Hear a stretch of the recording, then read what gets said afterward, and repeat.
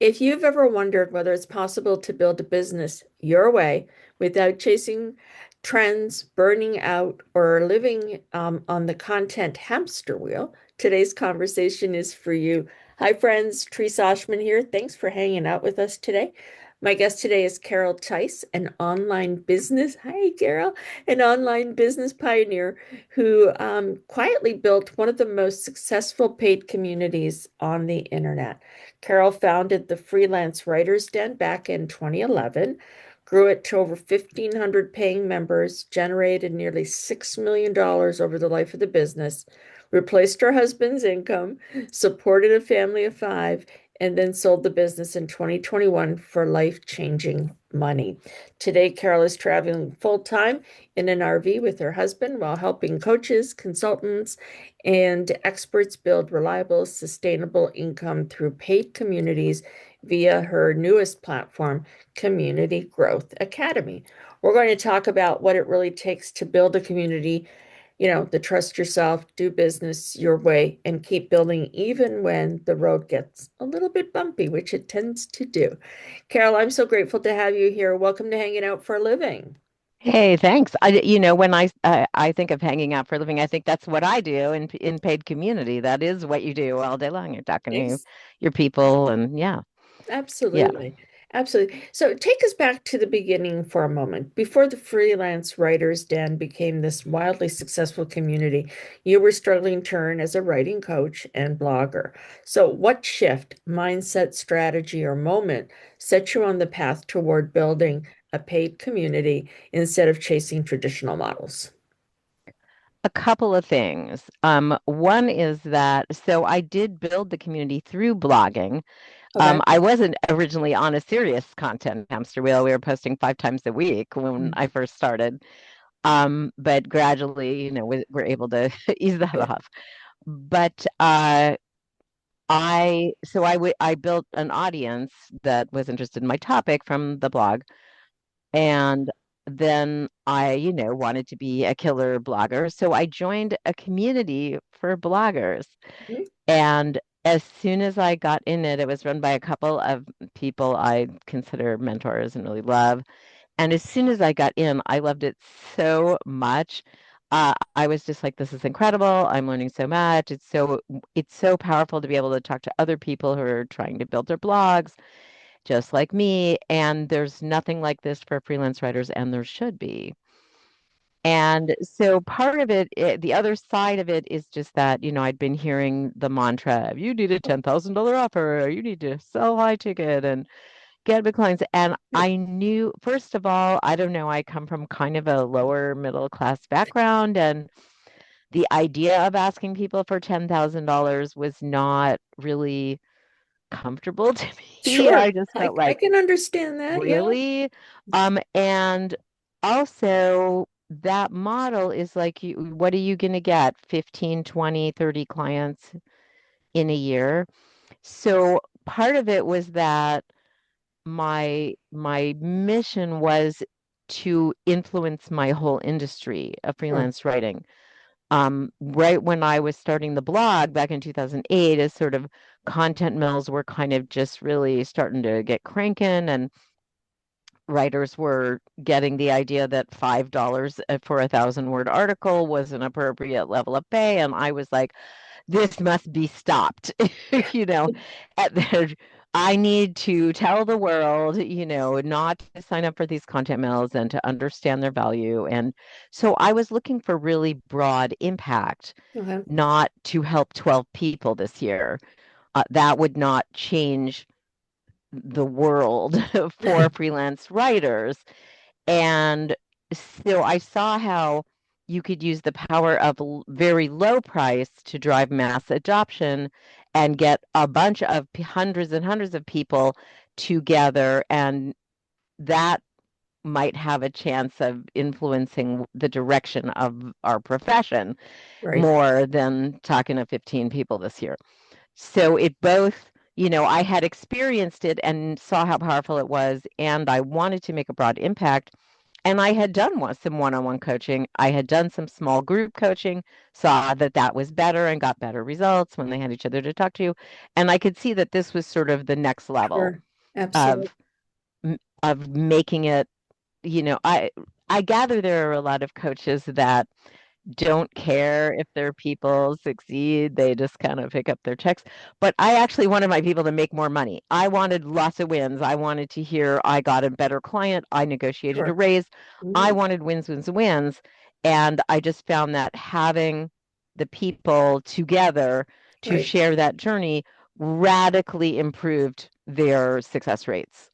So Absolutely. it Yeah. it kind of appealed to me, in multiple ways. It was like, this is the direction I need to go. I didn't feel, afraid to do it. I was like, this is needed it just felt like a gap that needed to be filled. I Exactly. I often describe myself as like being pulled from the umbilical cord, like by an invisible thread, like, go this way, Carol. You know, this is the thing people need. And so Right. that'll work out for you as well. Exactly. So you've been very open about bucking conventional wisdom and doing business your way.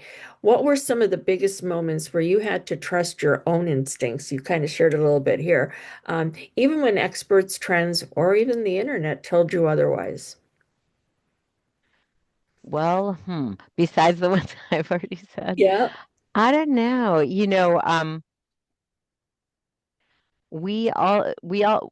I'll say one thing that I felt scared to do. Well, Okay, good. two things that I felt scared to do Hmm. that I did was, one was close the doors. We kind of plateaued at 500 members, and I ran that by one of my um mentors, and he was like, "Well, you need to not always be open, and then people have to stay in because they don't know when they can get back in, and they Sure. join when you're open because they don't know when it'll be open again for Right. them." And I was really scared to do that because I feel like then people come to the website sometimes and they can't join, Yeah. and I'm disappointing them. And they don't like me now, No, no. they're like, what? But yeah, we started a wait list eventually had like 1,200 members on it, 1,200 people on it.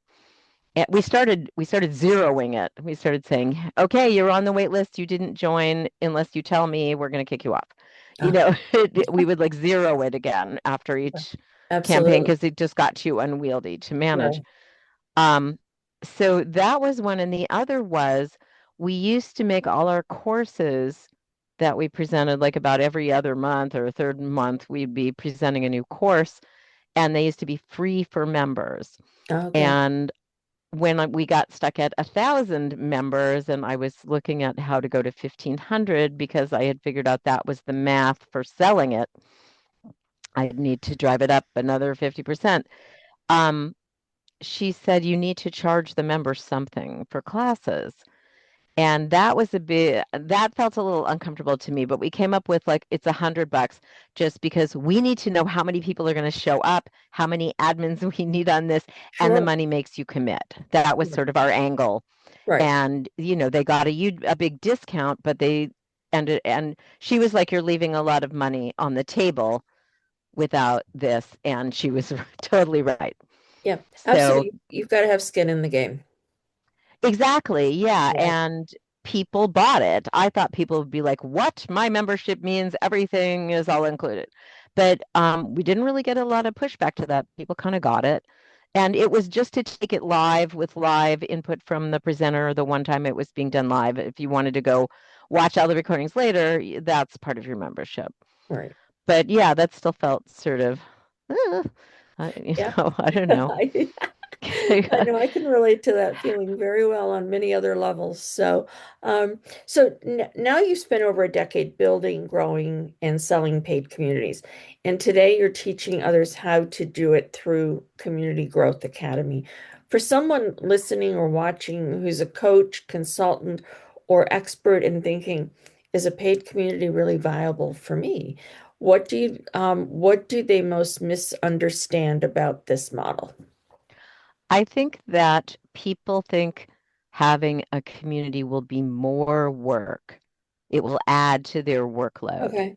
is the Hmm. vibe I'm getting. I'm actually in a large uh, 30,000 coach group on Facebook. Well, And I feel like that's what I'm hearing is they feel like this will be more work.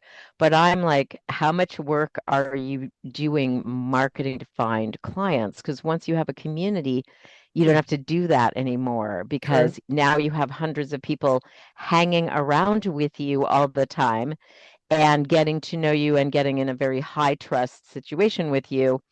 So, I mean, I always say the formula is, less marketing, higher impact, more reliable income. And, a lot of coaches really struggle with feast or famine. I feel like there's two ends of coaching where paid community is, or a free community that you upsell them your coaching packages into. Hmm.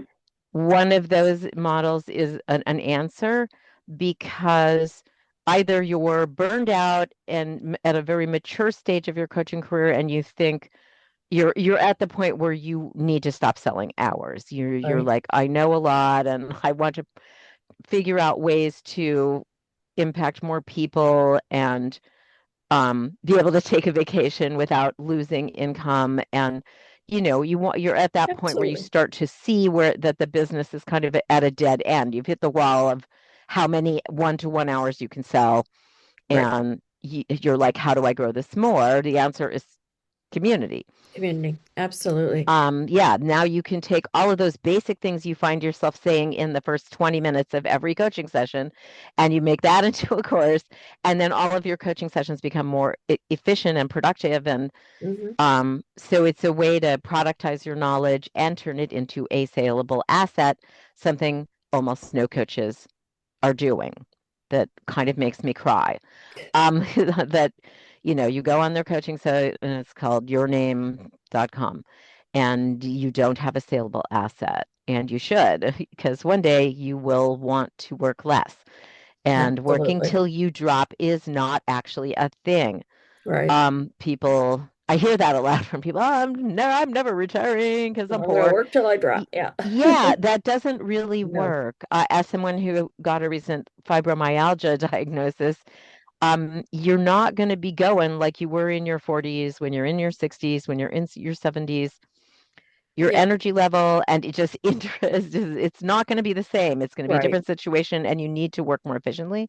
The other end, besides the sort of mature stage, is to me the new coaches. They've gotten that certification, and I gather they teach them nothing in those programs about how to get clients. But you could start a free community, catalyze a mass amount of people who get to know you and find your clients through there. Hmm. And I actually free is sort of the what's for dinner Right. in the trust crisis. Um, yeah, so my story launching Community Growth Academy is that I spent $6,000 on Facebook ads with a proven team that has sold $14 million of courses online and knows how to do that. We quickly built a list of 5,000 people off my case study of how I built and sold Freelance Writers Den, and it converted zero. And I'm not the only one telling that Right. story. Yeah. That's what you hear everywhere right now. People who come in through ads, you could be interesting and all, but they just kind of don't know you enough and they're not going to buy.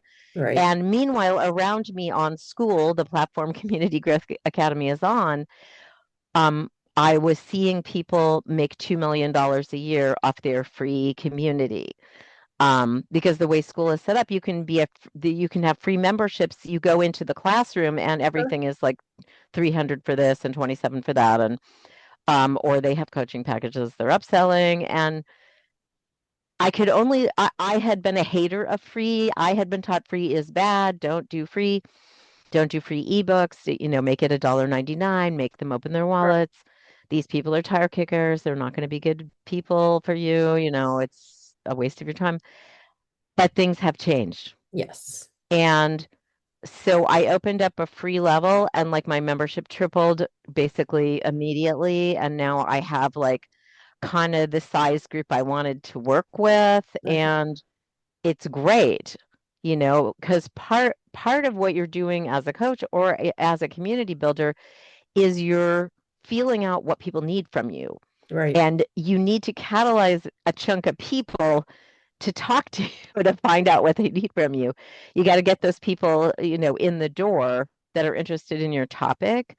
And I just never thought I would like this.